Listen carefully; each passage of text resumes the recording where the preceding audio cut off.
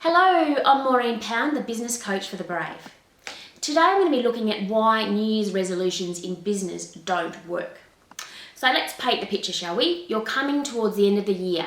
Perhaps you're enjoying loads of celebrations or madly trying to get things done. Then it's over before you know it, and 2013 is already upon you. So you think you want to make a fresh start in your business and that, maybe even decide on some New Year's resolutions for yourself and the business. So you start those resolutions and maybe the first few days go well, or even the first few hours, and then things tend to go downhill from there. So why does this happen? Well, I think a lot of it has to do with the fact that these resolutions aren't well thought out. It's like you're jumping into the new year without reflecting on the year that's gone and what you really want or need in the business for the future.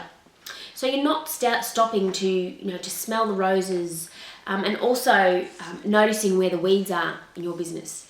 You just want to plant more things and do better and be better, when in fact you're planting more weeds without even noticing it, and potentially setting yourself up for failure. So it's really, really, really important to reflect on 2012.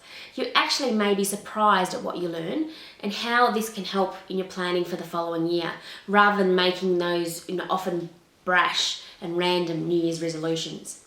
So my question is to you today: what do you need to do to ensure that you can learn from the year past so that you can make 2013 even better for you and your business? Okay, so we've got a bit of a process here. So let's first start with the roses. So what worked in your business? What were those great smelling roses? Was it a particular client you worked with, a project you were involved in, a software you implemented, or a change you made in the business? What were your best sellers? Your best-selling programs, products, or services? And why were they successful? Who bought them? And was it who you expected? Were they successful because you put your time and energy and resources into them? And who are your most valuable 3 clients, and what were they buying for you? And who was your most valuable clients in terms of referrals, and were they in fact the same?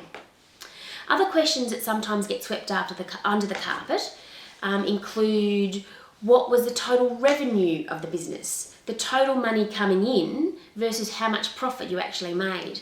And how much money did you personally earn in 2012? So you really need to sit down and work out these answers. Then you need to also look at the weeds. What didn't work in your business? Was it some marketing you did, like placing an ad? Or was it a business relationship that you thought would be great and ended up not working? And what made you, because you've got to consider yourself as well, what really made you feel heavy?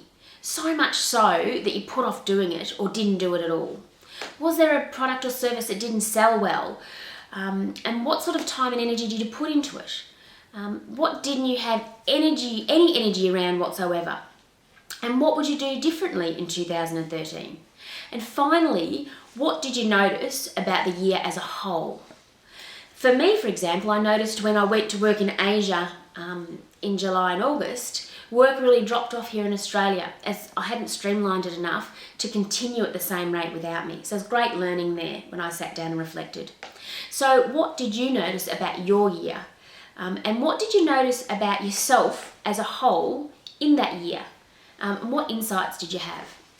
Now, you may be responding in your head right now is, yeah, I know all that. I've got an idea of the figures. I know how the year, went. However, I think that's, could be even a little bit of an avoidance around that. I really believe that if by sitting down, gathering information and really reflecting and actually writing down your answers, there'll be insights and lessons to be gained. So if you want to be one of those successful people who learns from the past so you can be even more successful in 2013, then I really think you need to reflect in this purposeful way. So to make it even easier for you, I've supplied my template with my key comments and questions to help you. So simply download it to ensure you get the most value from 2012 so that you can, in fact, make 2013 even better.